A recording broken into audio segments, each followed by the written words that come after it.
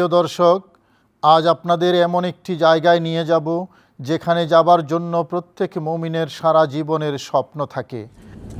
প্রিয় দর্শক, আজ আপনাদেরকে নিয়ে যাচ্ছি আমরা হেরা পর্বতে, যেখানে হযরত জিবরাইল আলাইহিস সালাম ইকরা বিসমি রাব্বিকাল্লাযী খালাক সহ 5টি আয়াত নিয়ে রাসূল করিম সাল্লাল্লাহু আলাইহি ওয়াসাল্লামের উপরে প্রথম উপস্থাপন করেছেন।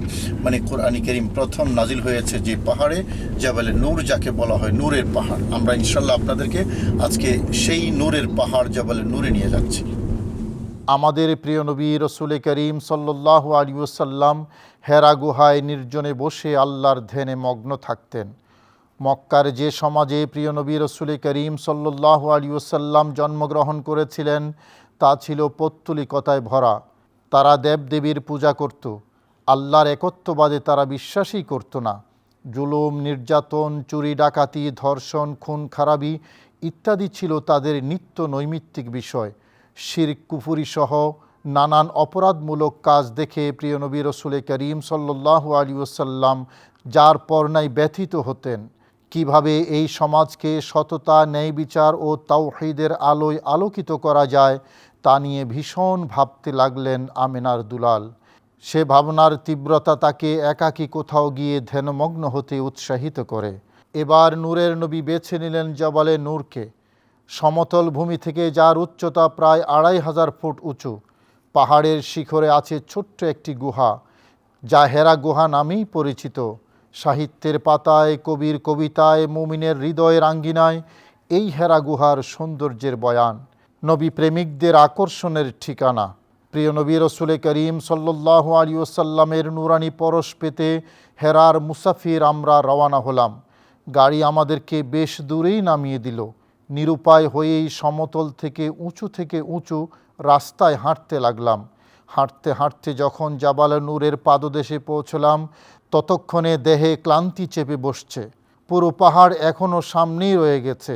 স্বাভাবিকভাবেই অন্য 10টা পাহাড়ের মতো হলে হয়তো এতটুকুতেই অবসন্ন দেহ নিয়ে ফিরে আসতাম, কিন্তু এমন একটা পাহাড়ের সামনে আমরা দাঁড়িয়ে আছি যেখানে প্রিয় নবী রাসূল করিম সাল্লাল্লাহু আলাইহি ওয়াসাল্লাম আরোহণ করেছেন বহুবার, রাতের পর রাত কাটিয়েছেন, গায়ে মাখিয়েছেন পর্বতের বালুরাশি। সুতরাং সেই নবীর উম্মত হিসাবে এই পাহাড়ের প্রতি অন্যরকম একটা টান অনুভব করতে লাগলাম হৃদয়ের গভীরে। কিভাবে প্রিয় নবী রাসূল করিম সাল্লাল্লাহু আলাইহি ওয়াসাল্লাম এই পাহাড়ে উঠতেন তা একবার দেখার জন্য।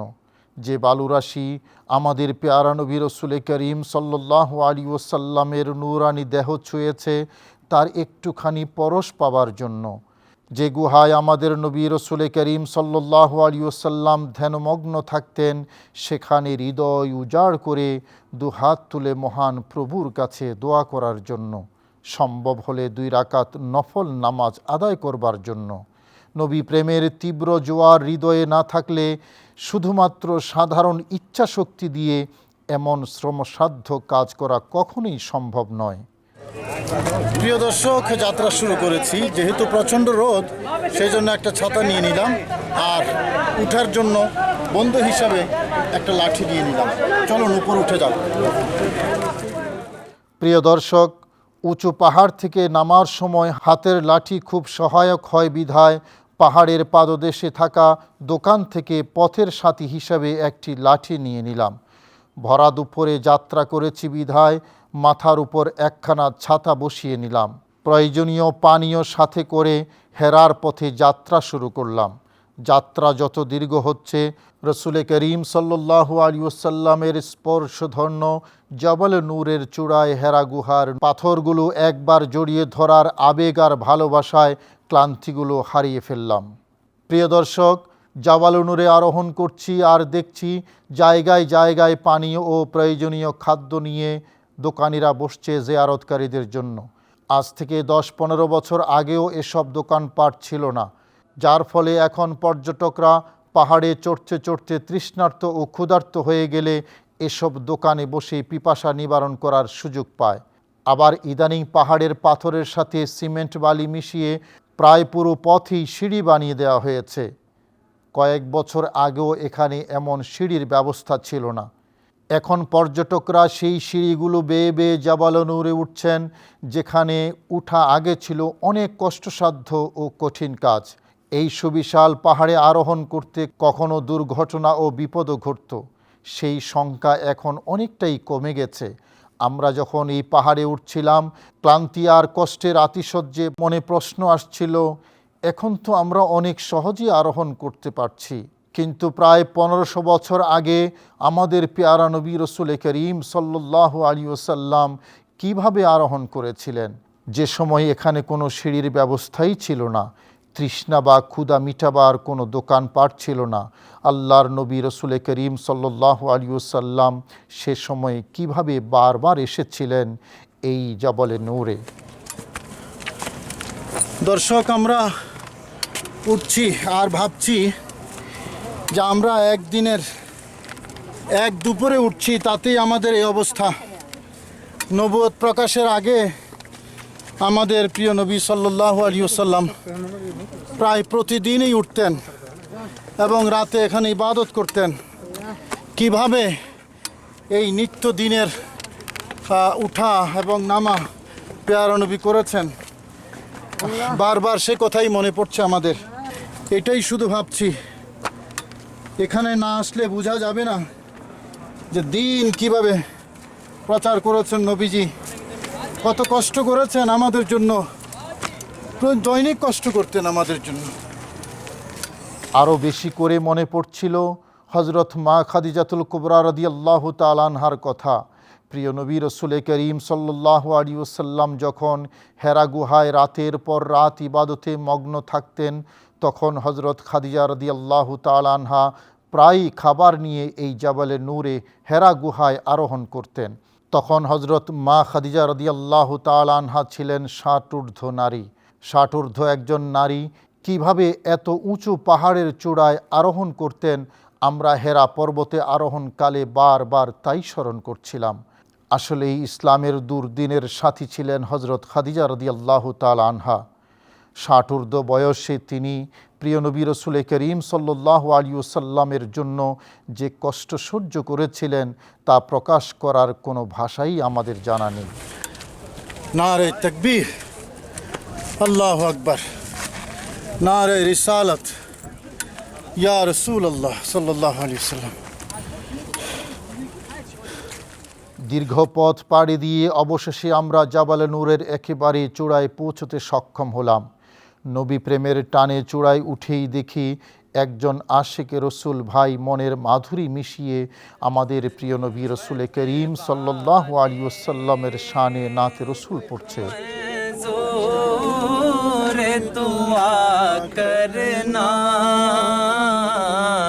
जब वक्त नज़ा आए आका दीदार अता करना, है सब्ज़ गुंबद वाले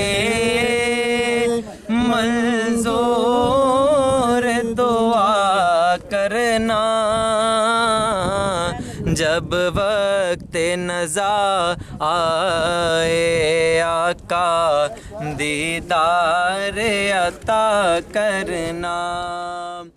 তার নাত পড়ার ধরন এতটাই হৃদয়গ্রাহী ছিল যে এক মুহূর্তের জন্য মনে হলো নীরবে নিবৃতে আমরা ক্লান্তি দূরকারী কোনো সুধা পান করছি। নাত রসুলের এই প্রেমময় মিষ্টি সুর আমাদের অনেকক্ষণই আটকে রাখলো এখানে।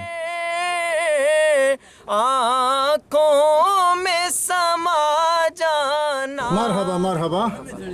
দর্শক, উপরে উঠে আমাদের এক ভাইকে দেখলাম মধুর আওয়াজে নাত রসুল সাল্লাল্লাহু আলাইহি ওয়াসাল্লাম পড়ছে। আসলেই প্যারা নবী রসুল করিম সাল্লাল্লাহু আলাইহি ওয়াসাল্লামের পবিত্র নাত রসুল এমনই একটা জিনিস যেটা তেলাওয়াত করলে ঈমান তাজা হয়, অন্তর ঠান্ডা হয়। আমরাও সে কারণে এখানে একটু বসলাম, আমাদের অন্তরটা ঠান্ডা করে নিলাম। মন ভরে কতক্ষণ নাচ শোনার পর আমরা এগোতে লাগলাম হেরা গুহার দিকে। গন্তব্যের দিকে যতই এগিয়ে যাচ্ছিলাম, আনন্দে আহ্লাদে হৃদয় মন ততটাই নৃত্য করছিল। এক অস্থির অবস্থার সম্মুখীন আমাদের হৃদয়। প্রিয় দর্শক, হেরা গুহাটি জাবালে নূরের চূড়া থেকে একটু নিচের দিকে।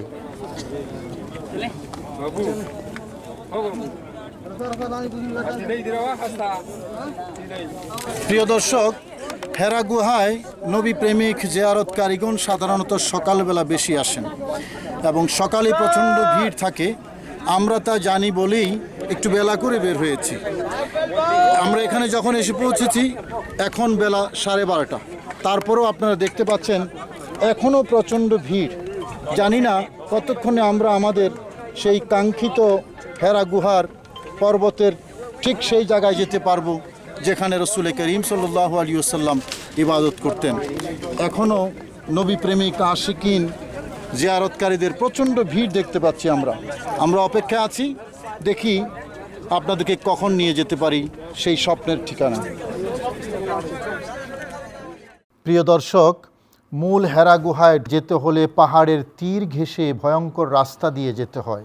এখন অবশ্য একটু সিঁড়ি করা আছে, বিপদ হওয়ার আশঙ্কা কম। আমরা সেই আশঙ্কাকে পেছনে ফেলে হেরা গুহার দিকে এগিয়ে চললাম। একসময় এখানে কোনো রেলিং ছিল না, সিঁড়ি ছিল না, খুবই রিস্কি ছিল। এখন অবশ্য কিছু রেলিং এবং সিঁড়ি করে দেওয়া হয়েছে, যার কারণে এখানে নামাটা অনেকটা নিরাপদ হয়েছে। প্রিয় দর্শক, মূল হেরা গুহায় ঢোকার রাস্তাটি দুই পাথরের মাঝখানে খুবই সরু। একজন সাধারণ মানুষও সেই সরু রাস্তা দিয়ে ঢোকা খুব কঠিন। প্রিয় দর্শক, হেরা গুহায় যাবার জন্য দুই পাথরের মাঝখানে এই হলো সরু রাস্তা। চলুন দেখি যাই। প্রিয় দর্শক, সেই সরু পথটি অতিক্রম করতে আমাদের দীর্ঘক্ষণ লাইনে দাঁড়িয়ে অপেক্ষা করতে হয়েছে। আল্লাহু আকবার। কিন্তু তারপরেও নবী প্রেমের আকর্ষণে অনেক স্বাস্থ্যবান মানুষও সেই সরু রাস্তা অতিক্রম করে হেরা গুহায় ঢুকতে সক্ষম হয়।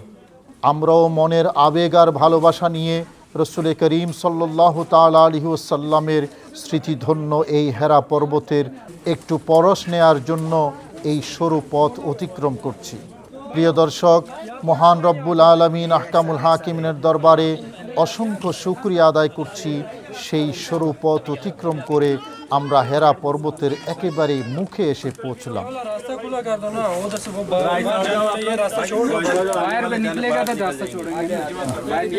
প্রিয় দর্শক, প্রচণ্ড ভিড়। আমরা গারে হেরার একেবারেই মুখে চলে এসেছি।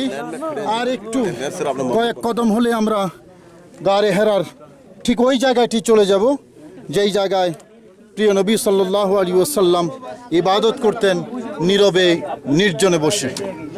প্রিয় দর্শক, এই সেই বরকতময় ঐতিহাসিক গুহা যেখানে আমাদের প্রিয় নবী রসুল করিম সাল্লাল্লাহু আলাইহি ওয়াসাল্লাম ধ্যানমগ্ন থাকতেন, মহান রবের ইবাদত করতেন। আজ আমরা এখানে এসে আমাদের হৃদয় মন শিউরে উঠছে।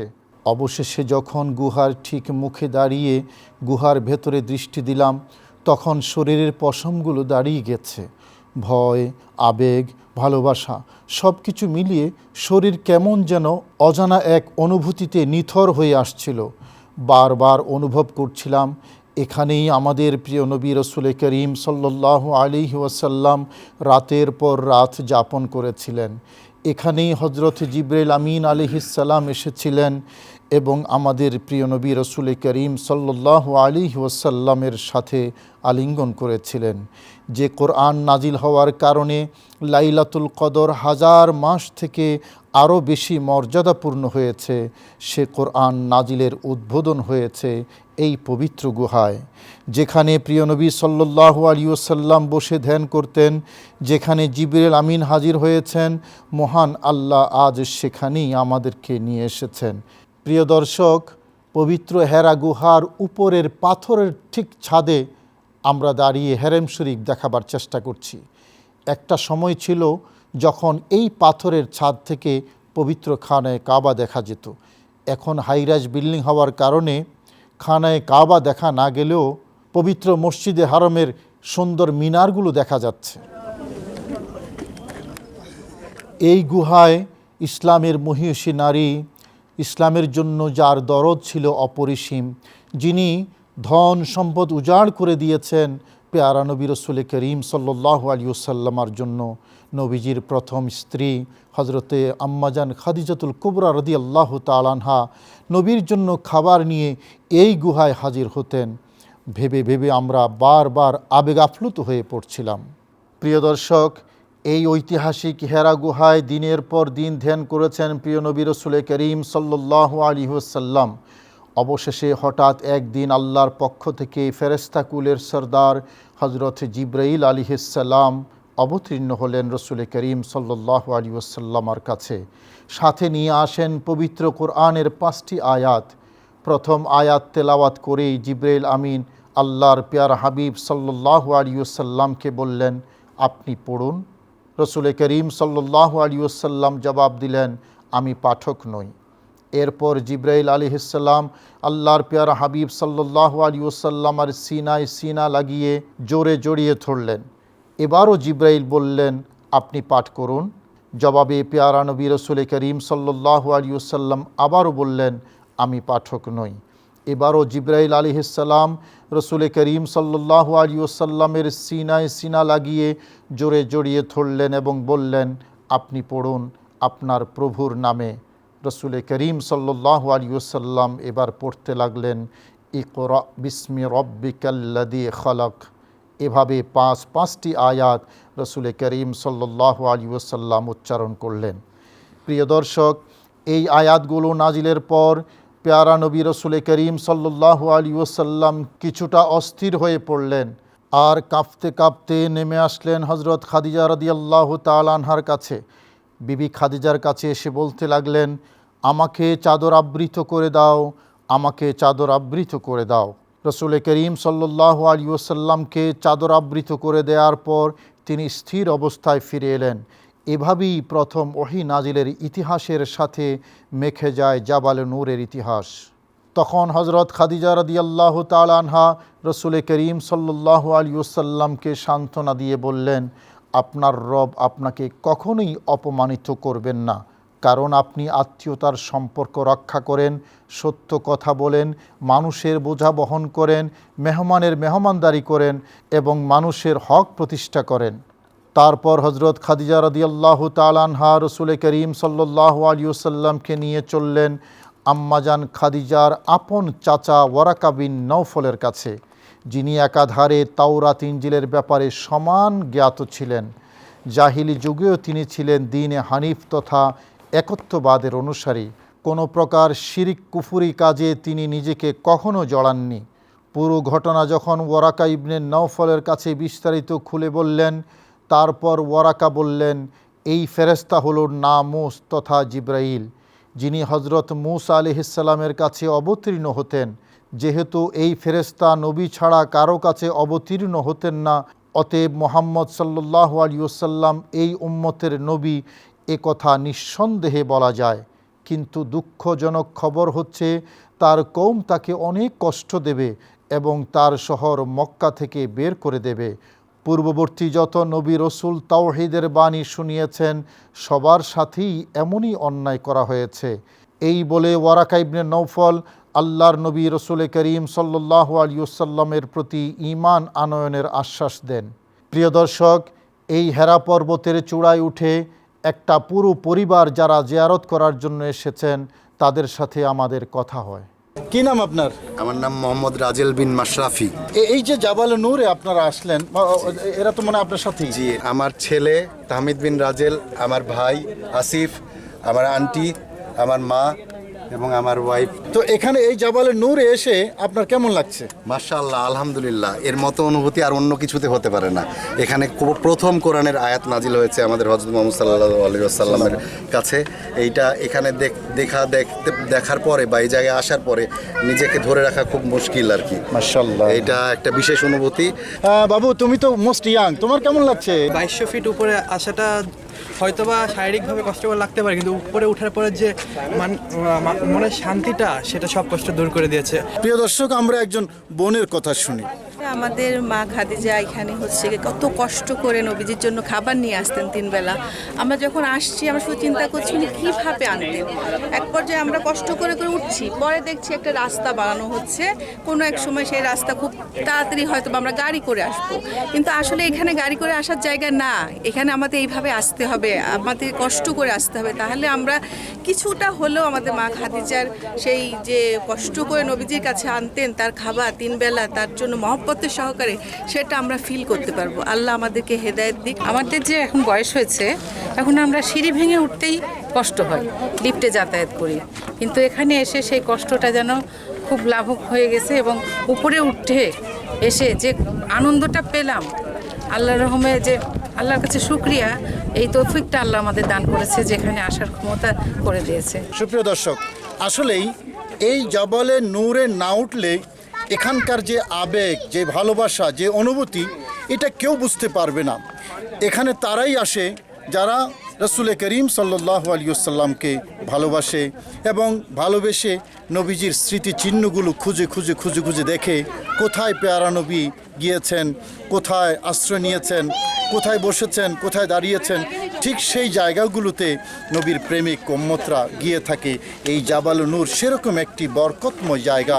প্রিয় দর্শক, পবিত্র হেরা পর্বত জিয়ারত করে এবার আমাদের ফেরার পালা। তৃপ্তি ভরে মহান রবের দরবারে শুকরিয়া আদায় করে আমরা হেরা গুহা থেকে নামতে শুরু করি। পাহাড়ে আরোহণ করা যতটা কঠিন, অবিশ্বাস্য হলেও সত্য যে পাহাড় থেকে নামা আরও অনেক কঠিন। প্রতিটা কদম যখনই নিচের পাথরে রাখছি, তখন অবসন্ন পুরো দেহ আশ্রে পড়ছে পায়ের উপর। তখন শরীরের ব্যালেন্স ঠিক রাখতে হাতের লাঠি অনেকটাই সহায়তা করে। পাহাড়ের পাদদেশে নেমে ঐতিহাসিক বরকতময় হেরা পর্বতের দিকে আরও একবার ভালোবাসার দৃষ্টি দিয়ে গাড়িতে উঠে আমরা হেরেমের পথে রওনা হলাম।